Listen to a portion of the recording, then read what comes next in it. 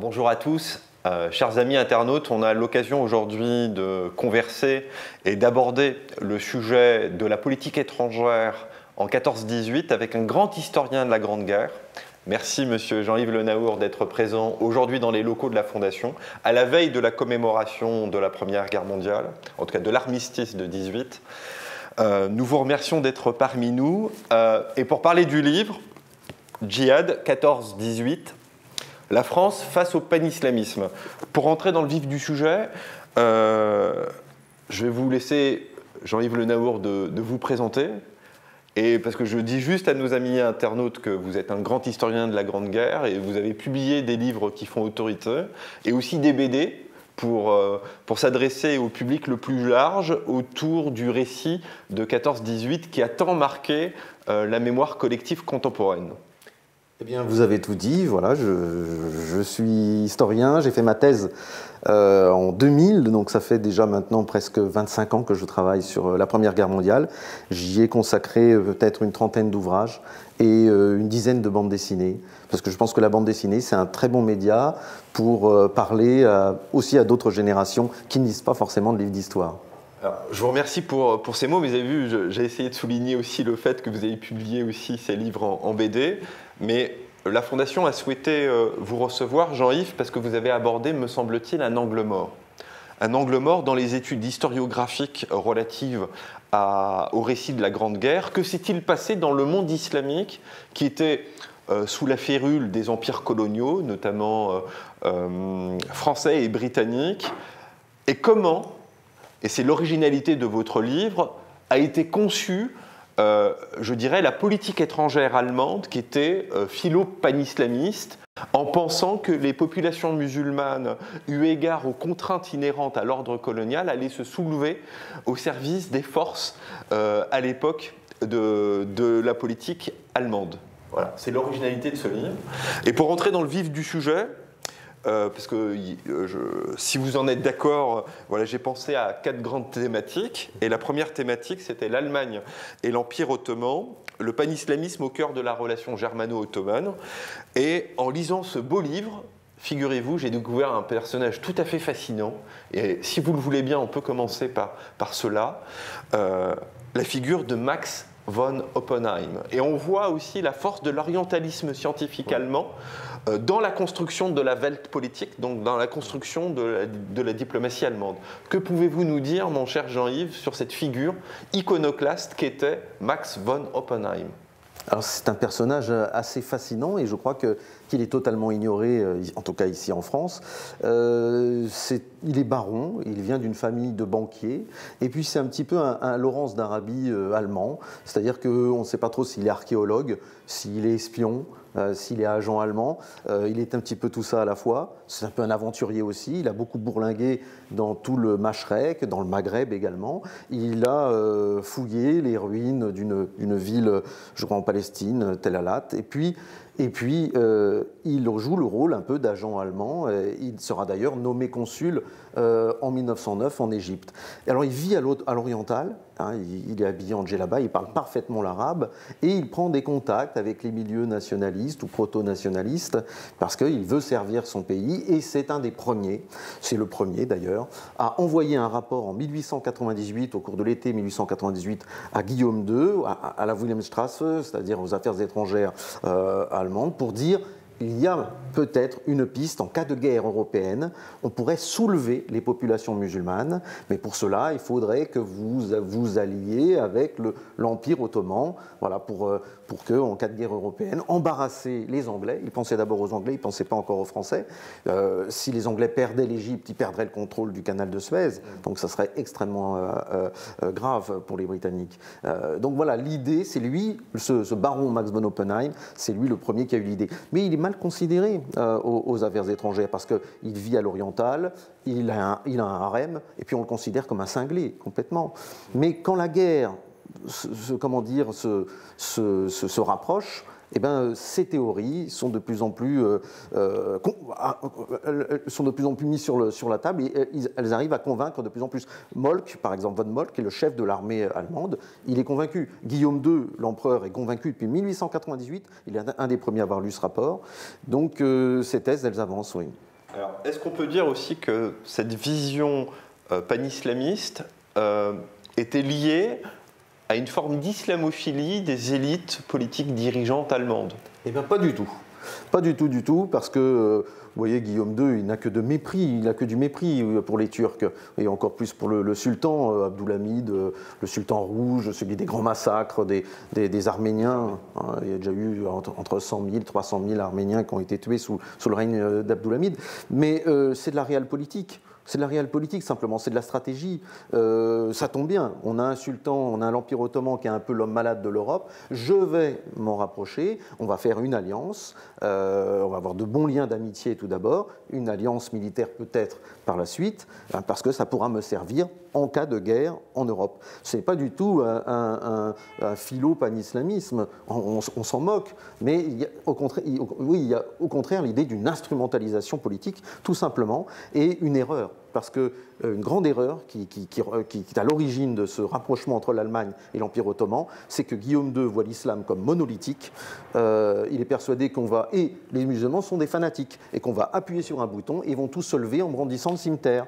C'est cette vision-là qu'il a, et c'est cet islam politique. Donc pourquoi il se rapproche de l'Empire ottoman? Parce que le sultan ottoman a le titre de calife de l'islam.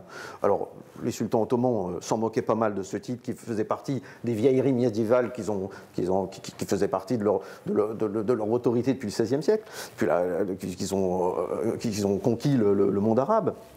Mais à partir du moment où l'Empire ottoman devient de moins en moins puissant, eh bien, ce qui relève du pouvoir spirituel est de plus en plus mis en avant pour essayer de souder l'Empire et puis peut-être d'avoir une influence au-delà. Mais le sultan n'est pas un pape, il n'est pas un pape de l'islam. L'islam, c'est pas comme le catholicisme, une religion organisée avec au sommet un pape qui décide et avec des exécutants.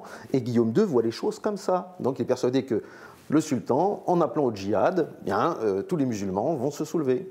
Et alors, on voit, en lisant votre ouvrage, l'influence des élites allemandes pour pousser le sultan calife. Évidemment, il y a des hommes qui ont joué un rôle important. Je pense à Enver Pacha, que vous citez longuement dans votre livre.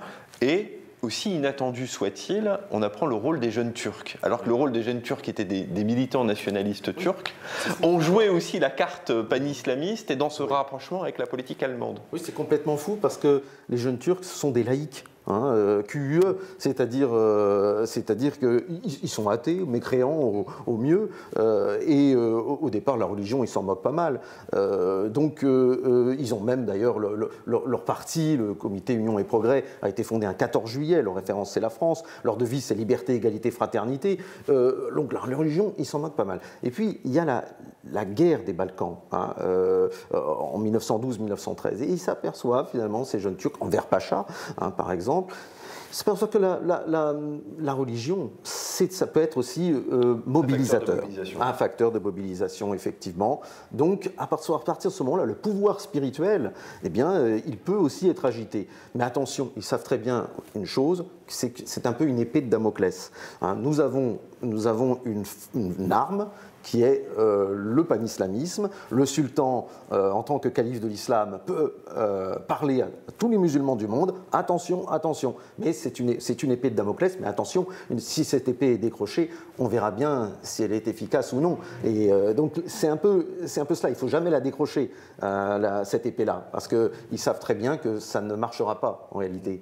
Mais voilà, ils ont tout intérêt à se rapprocher de l'Allemagne, alors que même s'ils sont francophiles, ils doivent se rapprocher de l'Allemagne parce qu'en cas de guerre, en cas de guerre européenne entre Français, Britanniques et Allemands, qu'est-ce qu'ils ont à gagner à être du côté français et anglais? Alors que les Français contrôlent plutôt leurs finances, la Grande-Bretagne les protège diplomatiquement, mais à condition qu'ils soient soumis.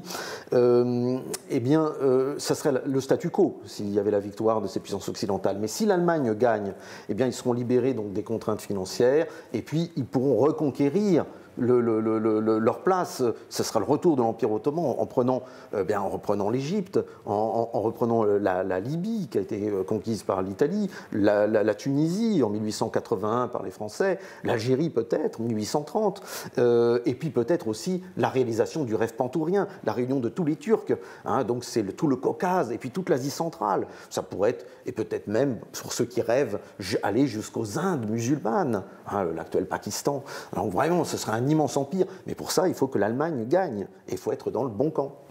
Et d'ailleurs, on voit aussi les peurs de l'Empire tsariste russe et la peur aussi de la France et de la Grande-Bretagne face à ce projet.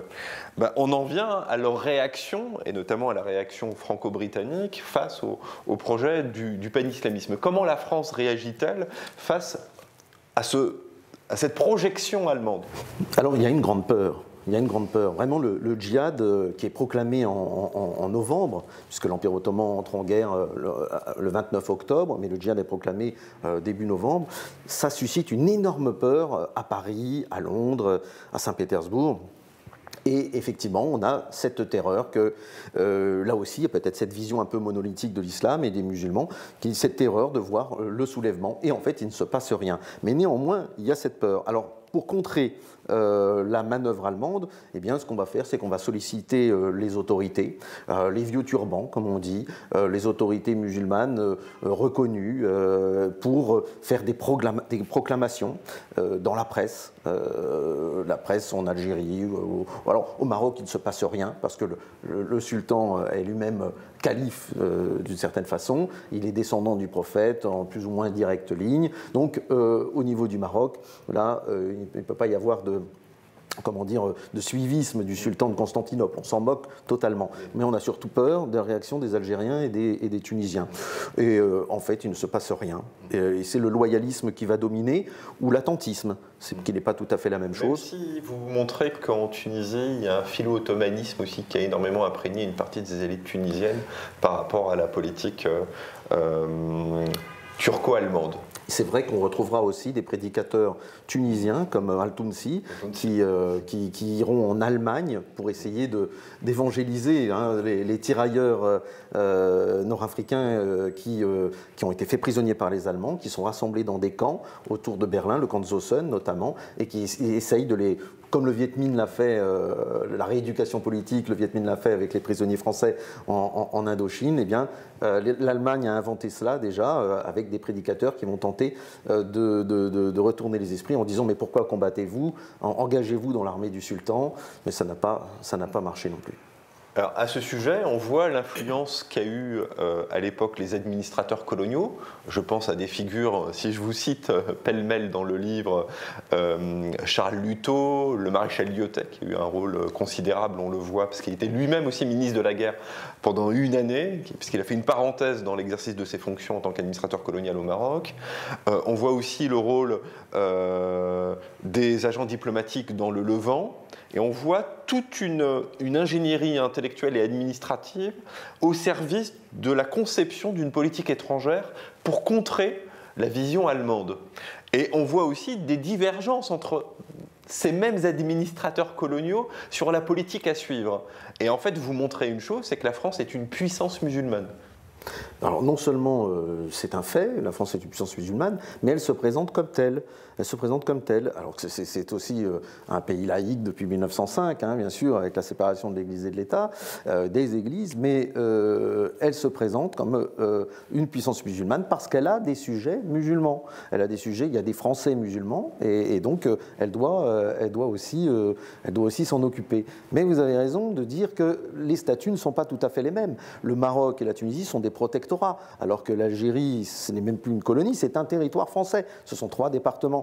Et les situations sont différentes, puisque en Algérie, il y a une minorité importante, c'est la seule colonie de peuplement en France finalement, mais les Français y sont très minoritaires et ils ont peur de la submersion de la majorité des citoyens algériens qui sont sous un statut qui d'ailleurs qui les renvoie à l'islam. On parle du statut coranique par rapport au statut citoyen français. Et donc ils ont une politique, ces colons, ces pieds noirs et leur administration, notamment Charles Luto, une politique politique de très grande méfiance, de très grande méfiance à l'égard de la communauté musulmane algérienne. Ce qui n'est pas le cas de Lyautey, qui, lui a servi les intérêts du sultan marocain pour mettre au pas d'ailleurs les tribus berbères qui étaient des tribus qui obéissaient assez mal au sultan. Donc finalement a contribué en pacifiant le Maroc, a contribué à renforcer l'autorité du sultan. Il avait une autre politique pour assurer la suprématie de la France. Exactement, voilà. en entente avec les autorités locales. Évidemment, il avait une approche dans son administration du gouvernement au Maroc qui était autre par rapport à ce qui était pratiqué notamment en Algérie. Et il disait que les pieds noirs en Algérie étaient, on n'employait pas encore ce terme de pieds noirs, mais que les Français d'Algérie étaient de pure boche, qui considéraient l'autre comme un inférieur, et que ça finirait par mal se passer. C'était une de ses prédictions, en effet. Jean-Yves, on arrive aussi au rôle d'une institution que certains d'entre nous ont découvert en lisant aussi votre livre, le QIAM, le Comité interministériel des affaires musulmanes. Aujourd'hui, dans notre culture administrative, on a du mal à imaginer qu'il y avait une institution comme celle du QIAM, notamment pendant la guerre 14-18 et sous l'Empire colonial. Et quel rôle a été le sien dans la définition de la politique étrangère française ? Alors là, je pense que finalement, sa création vient de cette peur, de la propagande allemande. Il y a cette peur, est-ce que les populations musulmanes resteront fidèles, loyales? Comment faire en sorte pour lever un maximum de soldats qui s'engagent pour venir combattre en France? Comment faire en sorte de les prendre en main, de satisfaire leurs besoins, notamment leurs besoins religieux, la viande rituelle, les inhumations, etc. Donc il y a toutes ces questions, et les questions diplomatiques, les questions militaires, les questions législatives, les questions sur le plan légal, en cas de mariage, etc. Il y a plein de questions qui sont soulevées finalement par ce sujet des rapports entre la France et l'islam. Et c'est pour ça qu'on a mis sur pied une commission interministérielle des affaires musulmanes, QIAM, où vous avez des délégués des ministères qui sont intéressés. Donc il y a le Quai d'Orsay, bien évidemment, le ministère de la guerre, évidemment, des représentants aussi de l'Algérie, du Maroc, etc. Et on discute autour d'une table à Paris, mais évidemment, ces rapports-là, c'est l'administration, ne sont pas rendus publics. Donc on discute tout à fait librement, et le but, c'est d'orienter chaque ministère, de s'entendre pour qu'il y ait une politique homogène, cohérente, au lieu que chacun gère dans son petit ministère le sujet. Et qu'est-ce qu'on constate? Et vous l'avez souligné, un loyalisme des peuples colonisés. Pouvez-vous nous dire le nombre, une estimation des soldats indigènes qui se sont sacrifiés pour la France et qui n'ont pas été sensibles à l'appel justement du sultan ottoman? Combien sont-ils? Alors, le nombre de soldats, de tirailleurs marocains, algériens et tunisiens qui se sont engagés, c'est de l'ordre de 45 000 au Maroc, 170 000, 173 000 en Algérie. Alors, pour moitié des engagés et pour moitié des conscrits, parce qu'on avait mis en place une conscription depuis 1912 qui s'est un peu élargie pendant la guerre, avec quand même quelques difficultés parce que la conscription n'a pas toujours été bien admise, et 70 000 soldats tunisiens. Donc ça a été un apport tout à fait considérable. On est à peu près à l'ordre de 300 000 soldats. Les 300 000 soldats, c'est quelque chose qui compte. Alors bien sûr, il y a aussi 40 000 Indochinois, Malgaches, et puis 130 000 tirailleurs sénégalais. Beaucoup sont animistes, mais il y a aussi une partie de musulmans importante chez les tirailleurs sénégalais. Dans l'Afrique noire subsaharienne, il y a à peu près 7 millions de musulmans à l'époque. Donc ça représente un apport tout à fait considérable d'à peu près de 500 000 soldats, l'empire colonial. C'était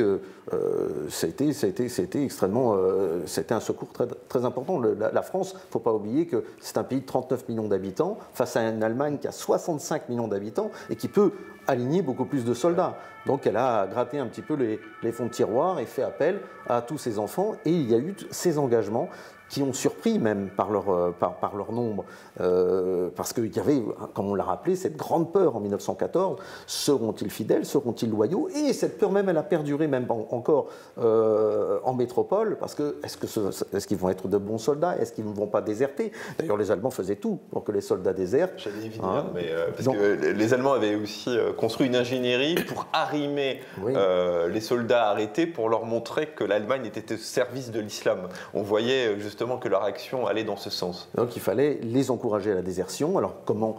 Par des tracts, par exemple, qui sont lâchés par ballon, qui sont traduits dans toutes les langues, qui sont évidemment traduites en arabe, mais ils ont fait des traductions en indien, etc., en ourdou.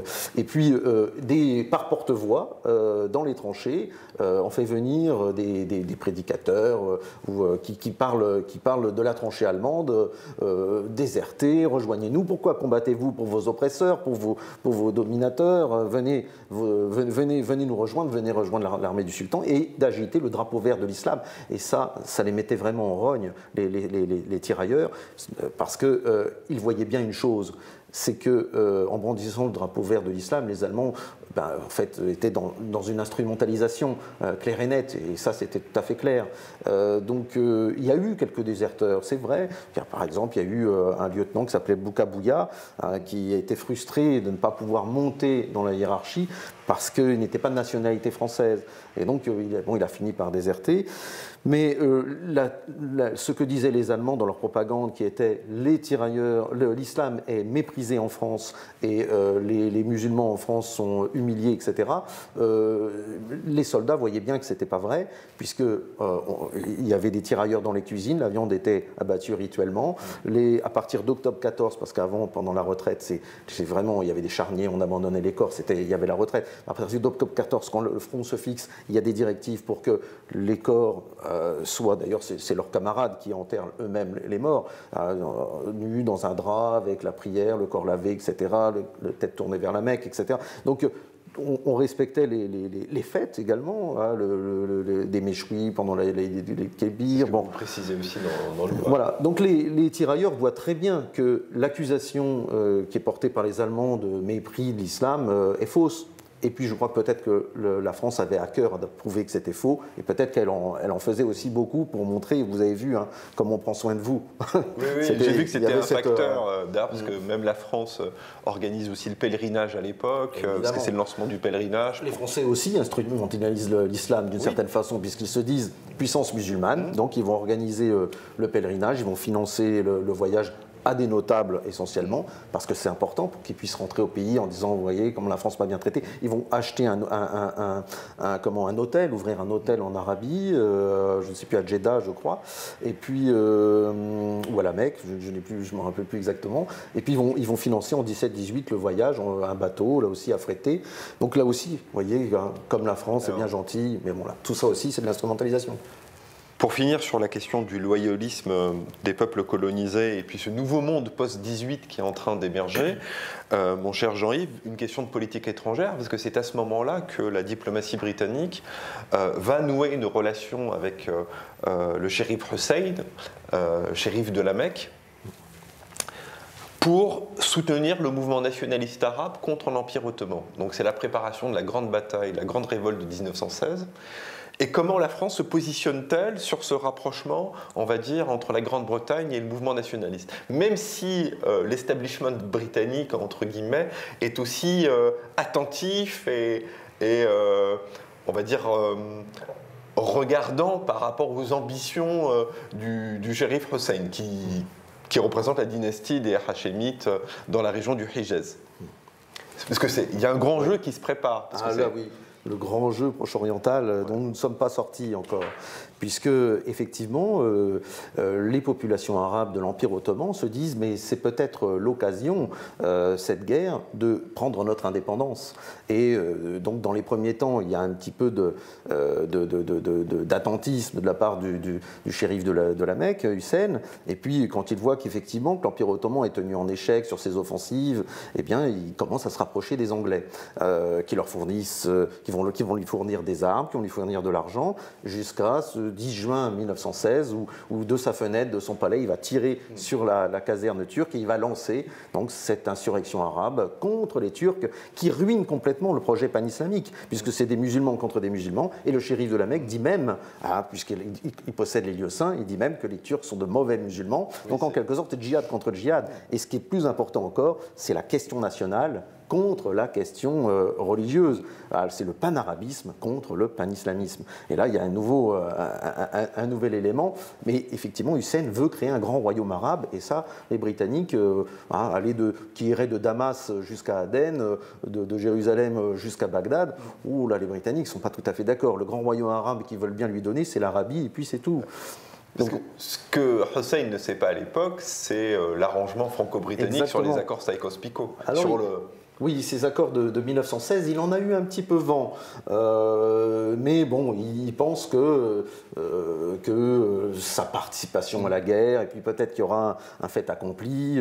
Bon, les accords Sykes-Picot, qu'est-ce que c'est? C'est qu'on laisse l'Arabie effectivement au shérif de la Mecque, mais les Français et les Anglais se partagent l'Empire ottoman, l'ours avant de l'avoir tué déjà. Et pour les Français, ce serait la Syrie et le Liban, et puis pour les Anglais, la Transjordanie, l'actuelle Jordanie et l'Irak. Quant à la Palestine, alors là, on dit zone internationale pour Jérusalem, indéterminée, parce que les Français disent on est gardien des lieux saints, et puis les Anglais disent non, ils n'ont pas envie d'avoir les Français sur la Méditerranée à deux pas. On met la question de l'internationalisation à ce moment-là. Oui, c'est ça. Et en même temps, en 17, il y a aussi des promesses qui sont faites, la fameuse déclaration de Balfour sur un foyer national juif. Donc en fait, cette terre devient un peu 3 fois promise. Donc ça va être des problèmes effectivement pour l'avenir. Mais pour revenir à votre question, la situation des Français vis-à-vis de cette insurrection, elle est effectivement ambiguë, parce qu'on est très heureux que les Arabes se soulèvent contre les Turcs. C'est la fin du péril pan-islamique, il s'effondre complètement. On voit bien que c'est un épouvantail, une baudruche qui s'est... Sauf que maintenant, il y a un autre péril, c'est le péril du panarabisme. Et là, la France est une puissance coloniale, donc elle a peur, et elle a peur effectivement que ces populations arabes, un jour, se soulèvent contre elle. Donc, est-ce qu'on n'a pas créé un nouveau mal, en quelque sorte, un nouveau péril? Bon, et alors, à un moment donné, ils ont une idée, les Français. Est-ce qu'il ne faudrait pas créer un califat français, un califat qui relèverait uniquement des colonies françaises, autour du sultan du Maroc? Mais on abandonne très vite parce qu'on voit très bien que l'autorité du sultan du Maroc, elle vaut pour le Maroc. Elle est circonscrite au pays. C'est ça, que les Algériens et les Tunisiens n'en ont rien à faire. Mais vous montrez l'influence et les écrits notamment de Charles Luthot, encore lui, qui est très rétif à l'idée de soutenir le mouvement nationaliste arabe, parce qu'il avait peur évidemment que ça se retourne contre la puissance tutélaire coloniale. Et en fait, on voit une ingénierie administrative qui est aussi distante et observatrice des soubresauts sociopolitiques qui se trament dans la région levantine. C'est vrai, mais de toute façon, ce grand jeu, c'est surtout un jeu qui est mené par les Britanniques. On se rappelle du colonel Lawrence. Les Français pèsent assez peu, même s'ils ont envoyé un petit détachement autour du colonel Brémond, qui est un petit peu oublié, ce Brémond d'Arabie, on pourrait dire. Il a quelques artilleurs, quelques officiers musulmans autour de lui. C'est un petit peu oublié, mais les Français ne mènent pas la danse, finalement. Donc ils sont un peu spectateurs dans ce coin du monde. Et mon cher Jean-Yves, on arrive à la question contemporaine. Nous avons célébré il y a quelques années la mission du centenaire, et cette mission du centenaire avait l'ambition d'articuler la commémoration sur les 4 années. Donc ça avait commencé en 2014 et ça avait fini au-delà de 2018, je crois même jusqu'en 2020. C'était une particularité tout à fait étonnante dans le cycle des commémorations. Et j'ai souvenir d'avoir entendu Antoine Prost, grand historien lui aussi de la Grande Guerre, dire son étonnement face au retour de la mémoire de la Grande Guerre un siècle plus tard. Voilà. Et j'aurais aimé avoir votre sentiment par rapport au regard de ce grand historien sur la commémoration 100 ans plus tard de la guerre 14-18. Oui, je crois qu'on a été un peu tous étonnés parce que c'est pas seulement des projets d'en haut avec ce centenaire. Il y aurait pu y avoir juste quelques grands projets menés par les autorités publiques. Mais en réalité, ce sont les communes, les associations qui ont été partie prenante et des milliers de projets, des expositions, des conférences, du théâtre. Donc ça a véritablement passionné les Français, alors même qu'il n'y a plus de témoins, parce que le dernier poilu est mort en 2008, hein, c'était Lazare Ponticelli. On voit que cette mémoire finalement de 14-18, elle est centrale. Alors pourquoi? Bien peut-être parce que tous les Français ont une histoire avec 14-18. Ils ont une histoire particulière. On a tous des ancêtres qui ont combattu, on a tous vécu finalement cette guerre. On en est tous les enfants, les héritiers. Le trauma, parfois, c'est même prolongé parce qu'on a tous des blessures dans nos familles. Et je pourrais dire même que cette histoire, elle est fédératrice, mais elle est fédératrice pour les Français, mais pour tous les Français d'aujourd'hui, puisque c'était une guerre mondiale. Et donc, aujourd'hui aussi, pour le nouveau visage de la France, cette question de 14-18, c'est aussi un sujet fédérateur, puisque, comme on l'a dit tout à l'heure, 500 000 soldats coloniaux sont venus se battre en France, et c'est pourquoi on a vu se multiplier les projets commémoratifs, les projets aussi de monuments. On a, par exemple, en 2006, construit un monument en hommage aux soldats musulmans français, à Douaumont, dans l'enceinte du cimetière musulman de Douaumont, parce que la loi de 1905 interdit les références religieuses, ce qui fait que les monuments aux morts ne sont pas des monuments aux morts, comment dire, confessionnels. Il n'y a pas de croix dessus, on n'a pas le droit de représenter un symbole religieux dessus, mais quand c'est dans un cimetière, là, on peut effectivement représenter un symbole religieux, donc une croix, ou un croissant, ou une étoile de David, etc. Et encore tout récemment, en 2018, le président Macron a réinauguré, j'ai envie de dire, a inauguré à nouveau un monument aux tirailleurs sénégalais à Reims, un monument qui avait été détruit par les Allemands en 1940. On voit bien que ces questions aujourd'hui, quand on a inauguré ce monument, il datait de 1922, c'était le temps où la France était fière de sa fierté impériale. Et aujourd'hui, ce n'est pas le même sens. Ce n'est pas la fierté impériale, mais c'est la reconnaissance, la dette de reconnaissance. Reconnaissance à tous ceux qui sont venus combattre. Peut-être que ce n'était pas leur mère patrie, mais nous avons tous ce lien en commun. Vous montrez dans votre œuvre aussi comment l'union sacrée, parce qu'il y a eu une union sacrée en 14-18, on a transcendé les clivages politiques partisans, on a transcender aussi, me semble-t-il, les clivages de classe, où les intellectuels mouraient avec les paysans, où les indigènes combattaient, je dirais, avec les citoyens français. Comment aujourd'hui transmettre ce récit collectif et souligner la part contributrice du prix du sang versé par les soldats de tradition musulmane pour ressouder aujourd'hui la nation? Comment transmettre ce récit aujourd'hui aux jeunes générations et à l'ensemble de nos concitoyens?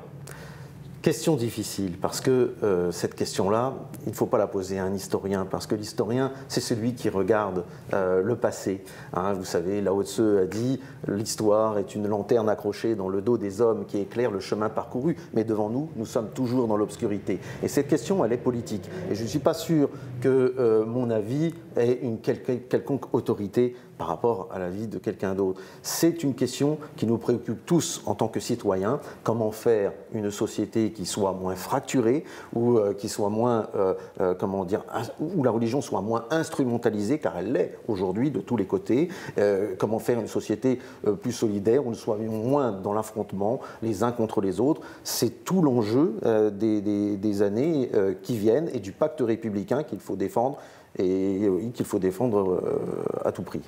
Alors, pour finir, je dirais que nous avons aujourd'hui un défi de transmettre l'histoire, et espérons que notre interview permettra de construire une action publique qui soit à la hauteur des besoins du temps présent. Nous l'espérons. L'histoire, ça sert à ça, à relativiser tous les mythes, toutes les idées reçues. Quand on regarde un peu l'histoire, on s'aperçoit que les choses sont toujours complexes. Et donc, ça nous ouvre l'esprit, ça nous nourrit. J'en profite, Monsieur Le Naour, pour vous remercier d'avoir été présent aujourd'hui à la veille de la commémoration de l'armistice 14-18. Et j'en profite pour souligner l'intelligence et le brio de ce livre qui a abordé un sujet, me semble-t-il, des plus difficiles qui soient et qui, je crois, a été un angle mort des études historiographiques. Merci à vous. Merci, Monsieur Lasserre.